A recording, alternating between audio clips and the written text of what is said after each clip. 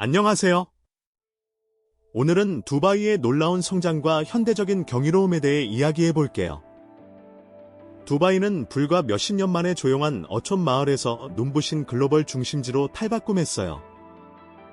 금으로 된 현금 지급기, 미래적인 지하철, 인공섬들로 가득한 두바이는 그야말로 야심찬 도시죠. 하지만 이 모든 게 지속 가능할까요? 아니면 붕괴 직전일까요? 버려진 슈퍼카들부터 거대한 미완성 프로젝트까지 두바이의 숨겨진 이면을 보여주는 20가지 놀라운 현상들을 함께 살펴볼게요. 1. 사막의 슈퍼카. 두바이 곳곳에서 페라리, 람보르기니, 벤틀리 같은 고급 슈퍼카들이 주차장, 사막, 심지어 공항 터미널에 버려져 있는 기묘한 풍경을 볼 수 있어요. 많은 차들이 열쇠가 꽂힌 채로 주인의 사과 메모와 함께 방치되어 있죠. 이 차들은 한 대당 수십만 달러, 그러니까 약 몇억 원에 달하는 가치를 지녔지만 두바이의 경제와 법적 시스템의 깊은 문제를 보여줘요. 아랍에미리트 법에 따르면 빚을 갚지 못하거나 파산하면 감옥에 갈 수 있어요. 재정적 위기에 직면한 많은 외국인 사업가들은 짐을 챙길 여유도 없이 나라를 떠나며 자산을 버리고 가죠. 그 결과 실패한 사업들은 갑작스러운 출국과 버려진 재산으로 끝나곤 해요. 이 현상은 너무 흔해져서 슈퍼카 묘지를 탐험하는 틈새 관광 산업까지 생겼어요. 두바이가 경제적 실패의 결과마저 돈으로 만드는 놀라운 사례죠. 2. 플로라 판타지. 미라클 가든. 세계에서 가장 혹독한 사막 한가운데 두바이는 5천만 송이의 꽃으로 이루어진 미라클 가든을 만들었어요. 이 정원은 7만 2천 제곱미터에 달하며 2013년에 개장했어요. 꽃으로 만든 실물 크기의 에어버스 A380과 기네스 세계 기록에 오른 거대한 디즈니 조형물 같은 볼거리가 가득하죠. 하지만 이 정원은 두바이의 가장 큰 환경적 도전 중 하나예요. 사막에서 5천만 송이의 꽃을 유지하려면 엄청난 양의 물과 에너지가 필요하죠. 물이 귀하고 비싼 이 지역에서 매 꽃마다 끊임없는 관계가 필요해요. 이 정원은 계절적으로 운영되며 섭씨 50도를 넘는 여름에는 문을 닫아요. 11월부터 4월까지는 매일 수백만 리터의 담수화된 물을 사용하죠. 담수화는 에너지를 많이 소모해서 탄소 배출에 크게 기여해요. 그래서 이 정원은 세계에서 가장 환경에 부담을 주는 관광지 중 하나예요. 매년 정원을 새로 심고 디자인하려면 수백만 송이의 꽃과 수톤의 흙을 수천 킬로미터 밖에서 수입해야 해요. 이로 인해 탄소 발자국이 엄청나게 커지죠. 미라클 가든은 두바이의 개발 모델을 보여줘요. 환경적, 경제적 지속 가능성을 완전히 고려하지 않고 거대한 명소를 짓는 거죠. 지속적인 투자와 제한된 장기적 가치를 낳으며 생태적으로 취약한 지역에서 귀중한 자원을 소모해요. 3. 인구 퍼즐. 두바이의 가장 걱정스러운 점 중 하나는 인구 구조예요. 주민의 단지 15%만 에미리트 시민이고 85%는 임시 외국인 노동자예요. 이 불균형은 불평등하고 지속 불가능한 사회 모델을 만들죠. 대부분의 외국인은 남아시아 출신으로 인도인이 약 90만 명으로 가장 많고 파키스탄인과 이집트인이 뒤를 이어요. 이들은 경제적 기회를 찾아왔지만 영주권이나 시민권을 얻을 길이 없어 장기적으로 하층 계급을 형성해요. 이로 인해 큰 문제가 생겨요. 도시를 짓고 유지하는 대부분의 노동자들은 미래에 대한 지속적인 권리가 없고 결국 수익을 챙겨 고국으로 돌아가죠. 에미리트 시민은 광범위한 국가 혜택을 누리지만 외국인은 권리가 제한되고 사소한 위반으로 추방당할 수 있어요. 이 모델은 두바이를 외부 경제 충격에 취약하게 만들어요. 경기 침체가 오면 대규모 이탈이 발생해 필수 서비스와 인프라가 마비될 수 있어요. 문화적으로도 일시적이고 다양한 인구 때문에 도시에 응집된 정체성이 부족해요. 두바이의 경제 전략은 외국인 노동의 꾸준한 유입에 의존하면서도 이 불균형을 유지해요. 글로벌 상황이 변하거나 매력이 약해지면 두바이는 급격한 인구 감소, 개발 중단, 그리고 평등, 거버넌스, 사회적 안정에 대한 미해결 질문을 마주할 위험이 있어요. 4. 낙타 경주 2.0 로봇이 고삐를 잡다. 낙타 경주는 1000년 넘게 아라비아 반도에서 이어진 전통 스포츠예요. 하지만 두바이의 현대적 버전은 전통과 인권, 기술이 어떻게 교차하는지에 대한 중요한 질문을 던져요. 2002년부터 아랍에미리트는 인간 기술을 로봇 기술로 대체했어요. 금속 프레임에 원격 조종 채찍과 경주용 비단을 얹고 낙타 주인이 트랙 옆에서 운전하며 조종하죠. 이 변화는 과거 어린 기수들의 복지에 대한 국제적 우려 때문에 도입되었어요. 이전에는 방글라데시, 파키스탄, 수단 같은 나라에서 온 어린이들이 위험한 조건에서 낙타 경주에 참여했어요. 많은 이들이 미성년자였고 큰 위험에 처했죠. 로봇 기술의 도입은 이 문제를 해결했지만 기술로 증상을 해결하는 대신 더 넓은 시스템을 개혁하지 않는 패턴을 보여줘요. 낙타 경주에서는 진전이 있었지만 건설, 가사, 호스피탈리티 같은 다른 산업에서는 노동 문제가 여전히 남아있어요.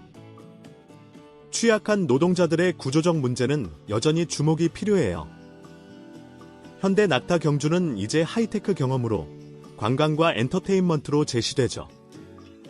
유산을 보존하는 것은 소중하지만 모든 산업에서 윤리적 관행을 보장하는 것이 똑같이 중요해요. 5. 두바이몰. 언뜻 보면 두바이몰은 그냥 또 하나의 쇼핑센터 같지만 두바이의 개발 전략에서 더 깊은 문제를 드러내요. 가장 크고 비싼 명소를 짓는 패턴, 종종 장기적인 경제적 지속 가능성을 고려하지 않는 거죠. 이 몰은 100만 제곱미터가 넘는 면적의 4개 층으로 이루어져 있고 1200개 이상의 상점이 있어요. 하지만 쇼핑은 그 일부일 뿐이에요. 테마파크, 어린이 교육 엔터테인먼트 센터, 영화관, 실내 아이스링크, 그리고 1000만 리터의 물과 3만 3천 마리의 해양 생물을 보유한 세계 최대의 수족관까지 포함하죠. 사막에서 수천 마리의 해양 동물을 유지하려면 엄청난 자원, 전문 인력, 끊임없는 온도 조절이 필요해요. 건설 비용을 제외한 연간 운영비만도 수백만 달러, 즉 수십억 원에 달해요. 두바이몰은 도시 안의 도시로 방문객을 몇 시간 동안 붙잡아 두도록 설계되었어요. 시각적으로 인상적이지만 높은 유지비와 관광 중심의 프로젝트에 의존하는 경제를 보여줘요. 코로나19 팬데믹 동안 관광이 멈추자 두바이몰 같은 장소는 큰 손실을 겪었어요. 동물들은 여전히 돌봐야 하고 시스템은 계속 가동해야 하며 직원들은 수익이 없어도 급여를 받아야 했죠. 호황기에는 이 모델이 잘 작동하지만 침체기에는 두바이를 심각한 경제적 취약성에 노출시켜요. 이 영상이 재밌으셨나요? 계속하기 전에 알림 벨을 누르고 친구들과 공유하고 아직 구독하지 않으셨다면 구독 버튼을 눌러주세요.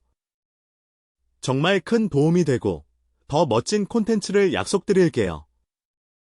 6. 마카니 시스템. 2015년까지 두바이는 전통적인 주소 시스템이 없었어요. 거리 이름과 집번호 대신 랜드마크와 설명적인 방향으로 우편물이 배달되었죠. 기발해 보일지 모르지만 이는 두바이의 급격한 개발 문제를 보여줘요. 도시가 너무 빨리 확장되면서 인프라가 따라가지 못했어요. 건물이 거리 이름이나 지도가 제대로 정비되기 전에 올라갔고 우편 배달이나 긴급 대응 같은 기본 서비스가 어려워졌죠. 이에 대응해 2015년에 마카니 시스템이 도입되었어요. 모든 건물에 좌표 기반 코드를 부여하는 거죠. 효과적이지만 이는 두바이가 개발 후 필수 시스템을 사후에 보완하는 패턴을 보여줘요.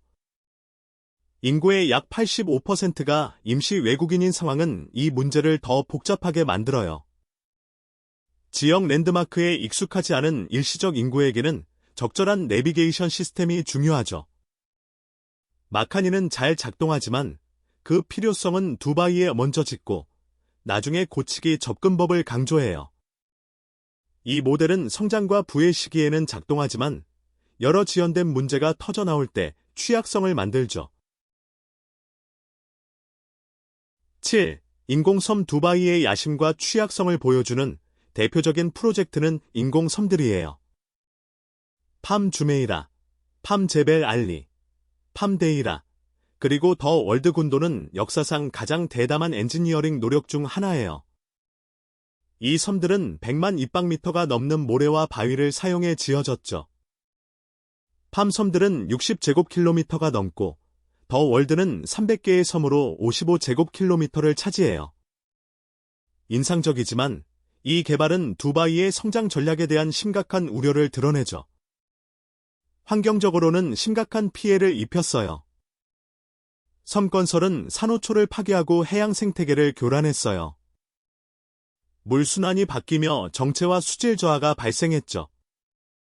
재정적으로는 이 섬들이 초부유층 국제 구매자라는 좁은 시장에 의존해요. 더 월드의 부동산은 700만 달러에서 20억 달러, 즉 약 90억 원에서 2조 5천억 원에 달해요. 2008년 금융위기 동안 많은 섬이 팔리지 않거나 투자자들이 구매를 완료하지 못해 방치되었죠. 유지비도 높아요. 침식 방지, 인프라 관리, 환경 피해 복구에는 지속적인 자금이 필요해요. 수요가 떨어지면 두바이는 거대하고 지속 불가능한 인프라를 떠안게 될 수 있어요. 가장 우려스러운 점은 단기적 경제적 이익을 위해 지속적인 환경 희생을 감수하는 태도예요. 한번 지어진 피해는 되돌릴 수 없어요. 8. 무너지는 오일 유산 화석 연료에서 벗어나는 글로벌 움직임은 두바이에 거의 논의되지 않는 실존적 위협이에요. 재생 가능 에너지와 전기차가 주목받으며 두바이 경제를 세우고 유지한 부의 원천이 점점 더 압박받고 있어요. 국제 오일 회사들이 재생에너지로 전환하며 환경에는 좋지만 오일과 가스 투자에서 크게 후퇴하고 있어요. 최근 몇 달 동안 아랍에미리트는 이 부문의 투자 감소로 하루 100만 배럴의 잠재적 생산 손실을 겪었어요. 이 여파는 지역 전반에 걸쳐요. 오일 수익이 줄어들면서 두바이의 주요 투자자와 소비자인 부유한 개인과 국부 펀드가 지출을 줄여요. 럭셔리 부동산은 둔화되고 오일 부국에서의 관광은 줄어들며 대규모 건설 프로젝트 자금 조달이 어려워지죠. 석유 수출국기구 플러스에서의 UAE 참여는 오일 가격 안정에 도움이 되지만 변동성 높은 시장에 대한 의존성을 보여줘요. 재생에너지가 더 저렴하고 널리 퍼지면서 이 의존성은 점점 더 위험해져요. 진짜 우려는 두바이의 끊임없는 성장 모델이에요. 경쟁력을 유지하고 막대한 부채를 감당하려면 꾸준한 자본 유입이 필요해요. 지역과 글로벌 오일 기반 부가 계속 줄어들면 두바이는 설립 이후 가장 심각한 경제적 도전에 직면할 수 있어요. 9. 이 두바이랜드. 디즈니랜드 디즈니가 두바이에 테마파크를 짓지 않기로 하자 두바이는 더 큰 것으로 응답했어요. 두바이랜드. 이 프로젝트는 세계 최대의 디즈니랜드보다 2배 큰 규모로 640억 달러, 즉 약 83조 원 이상의 비용으로 계획되었어요. 여러 테마파크, 쇼핑센터, 호텔, 주거지를 포함한 세계 최대의 놀이공원 복합단지로 구성되었죠. 2003년에 건설이 시작되었지만 20년이 지난 지금도 대부분 미완성이에요. 2008년 글로벌 금융위기로 개발이 멈췄고 그 이후 진행은 일관되지 않았어요. 일부 구역은 열리고 닫히고 여러 번 재설계되었죠. 이는 두바이의 메가 프로젝트 모델의 깊은 문제를 보여줘요. 거창한 발표가 실질적 실행을 앞지르는 거죠. 두바이랜드는 과대 약속과 부족한 성과의 상징이 되었어요. 또한 지속적인 집중 부족을 드러내요. 두바이랜드를 완성하기보다는 새로운 메가 프로젝트로 옮겨가며 비용이 많이 들고 수익을 거의 내지 않는 미완성 개발을 남겨두었어요. 두바이랜드는 두바이를 글로벌 가족 관광 허브로 만들려 했지만 그 실패는 더 큰 명소를 짓는 것의 지속 가능성에 대한 의문을 제기해요. 두바이랜드는 디즈니를 능가하려 했지만 20년과 수십억 달러를 들이고도 아직 미완성입니다. 이런 야심이 실행 없이 도시의 글로벌 명성에 도움이 될까요? 해가 될까요? 아래 댓글로 의견을 알려주세요. 10. 왕관의 보석. 부르즈 칼리파. 828m 높이의 부르즈 칼리파는 두바이의 가장 큰 업적이자 깊은 도전의 상징이에요. 이 건축적 위협은 6년 동안 약 15억 달러, 즉 약 1조 9,500억 원을 들여 지어졌어요. 표면적은 축구장 17개, 무게는 코끼리 10만 마리에 달해요. 중동의 혹독한 기후를 고려해 열 흡수를 줄이는 특수 콘크리트가 사용되었죠. 전망대는 지상 555m 높이에서 아라비아 사막을 내려다봐요. 하지만 부르즈 칼리파는 두바이 개발 모델의 치명적 결함을 드러내요. 원래 부르즈 두바이로 불렸지만 2008년 금융위기로 프로젝트가 멈췄어요. 오일 부자인 아부다비가 구제 금융을 제공하며 타워는 전 UAE 대통령 칼리파 빈 자예드 알 나흐얀의 이름을 따서 개명되었죠. 이는 두바이의 외부 자금, 특히 오일 부국 아부다비에 대한 의존성을 보여줘요. 타워는 유지비도 엄청나요. 청소에 석 달과 수백만 달러가 들고 냉방 시스템은 연중 막대한 에너지를 소모해요. 이런 높은 비용은 두바이의 많은 프로젝트에 적용되며 글로벌 투자 불확실성 속에서 장기적 지속 가능성 위험을 낮춰. 11. 두바이 프레임 자빌 공원의 150m 높이의 두바이 프레임은 두바이의 과거와 미래를 연결하는 상징으로 설계되었어요. 한쪽은 전통적인 동네를, 다른 쪽은 현대적 스카이라인을 보여줘요. 개념적으로 아름답지만 개발 전략의 깊은 우려를 드러내죠.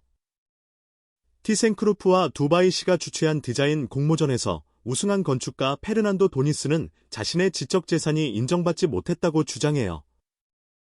최종 디자인은 다른 이들에 의해 완성되었죠.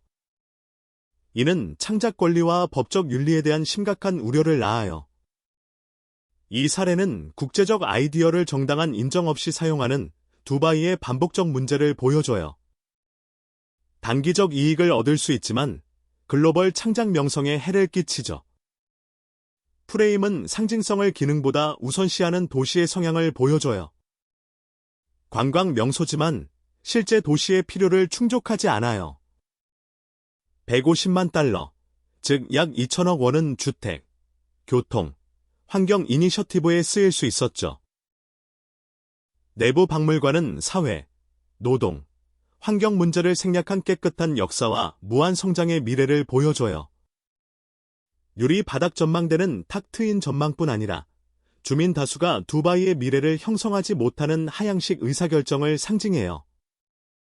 12. 세금 천국의 변화. 수십 년간 두바이는 소득세와 법인세가 없는 세금 천국으로 홍보되었어요. 이는 수백만 명의 외국인과 수천 개의 국제기업을 끌어들였죠. 하지만 2023년 6월, 아랍에미리트는 사업 이익에 대한 9% 법인세를 도입하며 제로 세금 시대를 끝냈어요. 세계 기준으로는 낮지만 두바이의 매력에 큰 변화를 가져왔어요. 이 움직임은 자발적이지 않았어요. 세금 회피와 자금 세탁을 억제하라는 글로벌 압력 때문이었죠. 제로 세금 정책은 합법적 기업뿐 아니라 의심스러운 수단으로 세금을 피하려는 이들을 끌어들였어요. 이 변화는 두바이가 국제 규범에 맞춰야 할 필요성을 보여주며 핵심 경쟁 우위를 약화시킬 수 있어요. 일부 기업은 다른 저세율 지역이나 본국으로 돌아갈 수 있어요.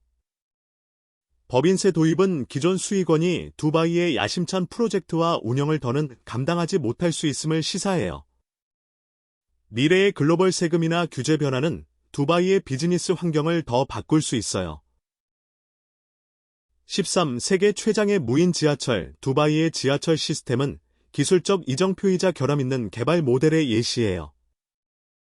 2009년에 개통된 두바이 메트로는 90km에 달하며 세계에서 가장 긴 완전 자동화 철도예요. 운전자 없이 49개의 역을 두 노선으로 운영하죠. 레드라인은 나시디아에서 제벨 알리까지, 그린라인은 에티살랏에서 두바이 크릭까지 운행하며 유니언 스퀘어와 부르주만에서 교차해요. 이 시스템은 교통체증을 완화하고 공기질을 개선하지만 주로 관광객과 부유한 주민을 위한 거예요. 도시를 짓고 유지하는 저소득 외국인 노동자들은 대부분 지하철 접근성이 떨어지는 곳에 살아요. 그들은 과밀버스나 공유교통에 의존하죠. 지하철은 럭셔리 호텔, 몰, 관광지를 연결하며 필수 노동자를 제외하는 두 계층 시스템을 만들어요. 프리미엄 객차의 2배 가격 구조는 이 분리를 더 보여줘요. 높은 비용과 첨단 기술에도 불구하고 지하철은 대부분 주민의 필요를 충족하지 못해요. 자동화는 일자리를 줄이고 지역 주민보다는 수입 시스템에 의존해요. 이는 스펙터클을 포용적 도시 계획보다 우선시하는 패턴을 보여줘요. 두바이의 지하철 시스템이 노동자들을 더 잘 섬기도록 재설계되거나 확장되어야 할까요? 어떤 변화가 가장 큰 차이를 만들까요? 아래 댓글로 알려주세요. 14 두바이의 새 주말 2022년 1월 두바이는 공식 주말을 목요일 금요일에서 토요일 일요일로 바꿨고 금요일은 종교적 예배를 위해 반나절 근무를 유지했어요. 사소해 보이지만 이는 두바이의 사회적, 경제적 계획의 깊은 문제를 드러내요. 이 변화는 서구 비즈니스 일정과 글로벌 금융시장에 맞추려는 시도로 두바이의 외부 경제 시스템 의존성을 보여줘요. 금요일 반나절 근무는 이슬람 전통과 경제적 우선순위를 균형 잡으려 하지만 양쪽을 완전히 만족시키지 못해요. 더 걱정스러운 점은 인구의 대다수인 외국인 노동자의 의견 없이 결정되었다는 거예요. 이 결정은 에미리트와 글로벌 투자자들의 이익을 우선시하며 외국인 노동자의 문화적, 종교적 필요는 고려되지 않았죠. 이 정책은 이슬람 가치 보존과 글로벌 자본주의 사이의 정체성 투쟁을 보여줘요. 이는 비즈니스 목표에 따른 반응적 의사결정 패턴을 보여줘요. 15. 금에 대한 집착. 두바이의 금과의 관계는 경제의 놀라운 면모를 보여줘요. 2013년 두바이는 전 세계 금 거래의 약 40%, 2250톤, 코끼리 354마리 무게를 처리했어요. 럭셔리 호텔과 몰에서 24캐럿 금괴를 뽑아주는 애템이 있어요. 호화로운 신기함처럼 보이지만 더 깊은 우려를 드러내죠. 금은 경제 불확실성의 피난처로 두바이의 거대한 금 거래는 광범위한 재정적 불안을 보여줘요. 생산적 자산 대신 금을 비축하는 것은 장기적 경제적 자신감 부족을 반영해요. 두바이는 당신의 체중만큼 금 캠페인을 시작해 체중 1kg당 2g의 금을 제공했어요. 매년 약 7,000명이 참여했고 최고 실적자 아흐메드 알 셰이크는 석 달 만에 26kg을 감량해 52g의 금, 수천 달러, 수백만 원, 상당을 받았어요. 이런 금 중심의 이니셔티브는 스펙터클과 럭셔리에 치우친 경제를 보여줘요. 금 거래는 수익을 내지만 제조업이나 기술 개발 같은 지속 가능한 가치를 창출하지 않아요. 16. 사막의 스키.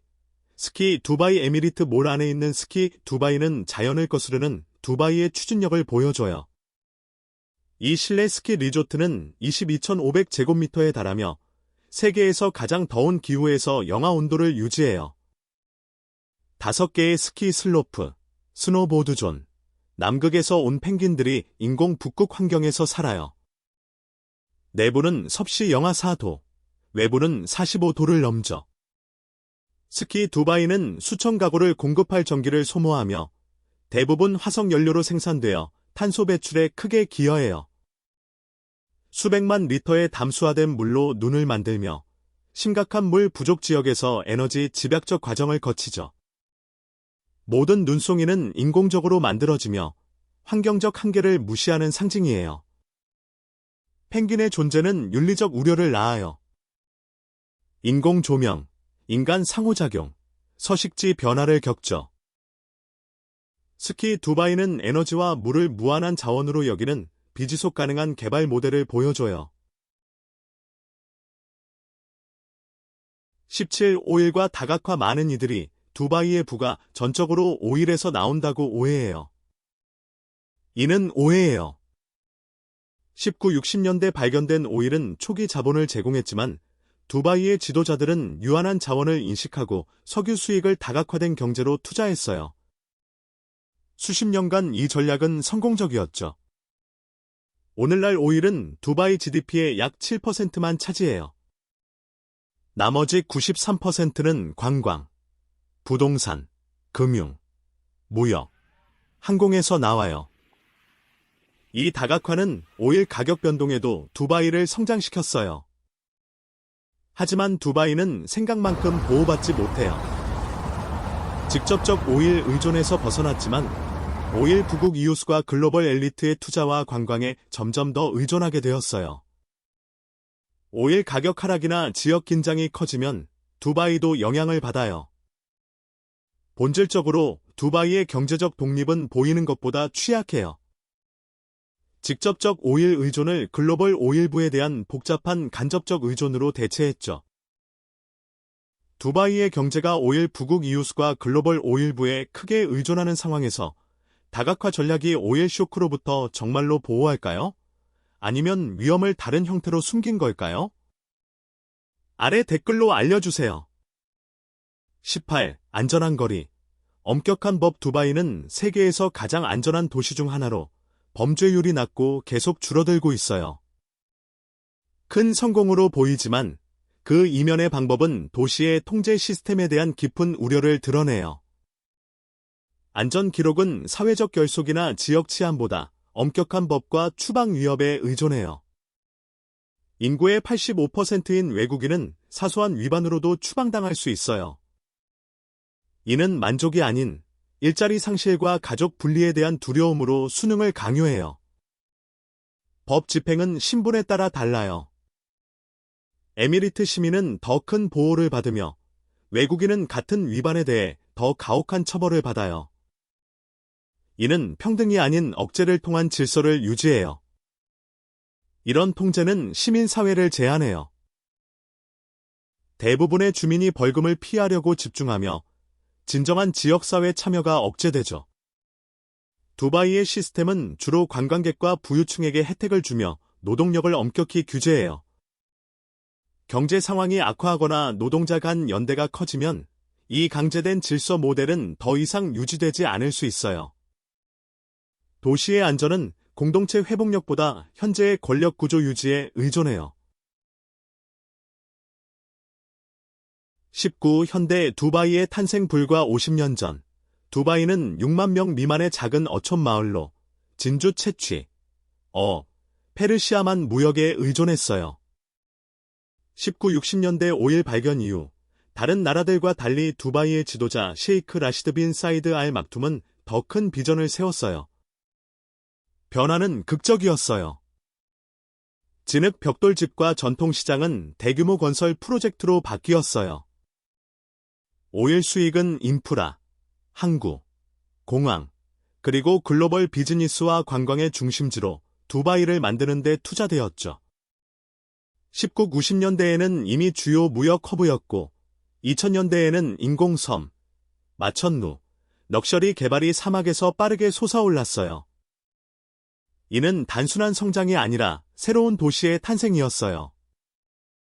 두바이는 동서양의 다리, 세금 없는 비즈니스 구역, 부유층을 위한 럭셔리 목적지로 자리 잡았어요.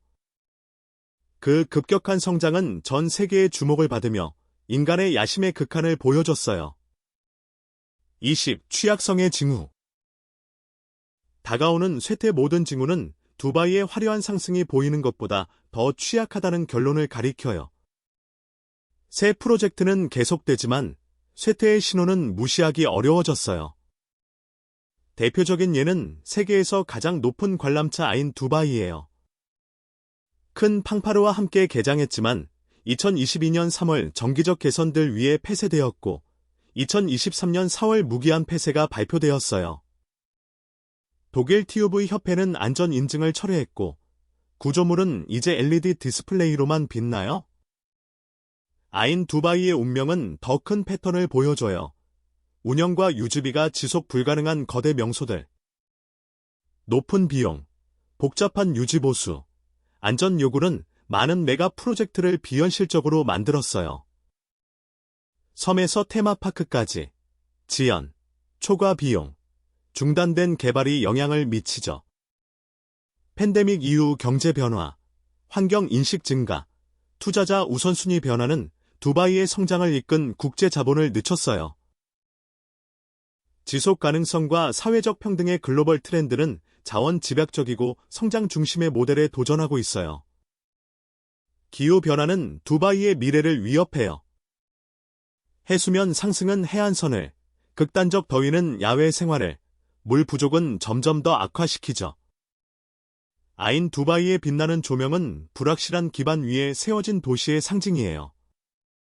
두바이는 야심, 부, 혁신으로 세계를 놀라게 하지만 우리가 탐구한 20가지 놀라운 현상은 점점 불안정한 기반 위에 세워진 도시의 근본적 취약성을 드러내죠. 환경 파괴, 비지속 가능한 자원 소비, 사회적 불평등, 변동성 있는 글로벌 시장 의존성은 두바이의 반짝이는 외관 뒤에 숨겨진 위협이에요. 두바이는 도시 개발의 미래일까요? 아니면 무한 성장의 위험에 대한 경고일까요? 이 답은 한 놀라운 도시의 운명뿐 아니라 21세기의 환경적, 사회적 도전에 직면한 인류 문명의 방향을 결정할 수 있어요. 오늘 영상이 재밌으셨다면 좋아요를 누르고 채널 구독을 잊지 말아주세요. 여러분의 지원이 큰 힘이 돼요. 시청해주셔서 정말 감사하고 다음 영상에서 만나요.